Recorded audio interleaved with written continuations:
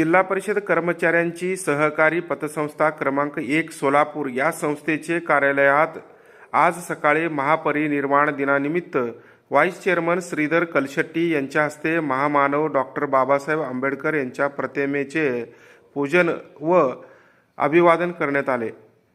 यावेळी चेअरमन श्रीमती श्वेतांबरी राऊत, माजी chairman doctor SP Mane, तज्ज्ञ संचालक श्रीशैल देशमुख, संचालक शहाजन तांबोळी, विष्णू पाटील, कुंभार सुरेश, विजयकुमार घेरडे, विशाल घोगरे, शिवानंद ममाणे, गजानन मारडकर, तजमुल मुतवल्ली, किरणलाल बोंद्रे, शिवाजी राठोड, चेतन वाघमारे, विकास शिंदे, रोहित घुले, सौ मृणालिनी शिंदे, डॉक्टर पांडुरंग नवले, तज्ज्ञ संचालक व कर्मचारी सुभाष काळे, नितीन येमूल, विनोद कदम आदी उपस्थित होते।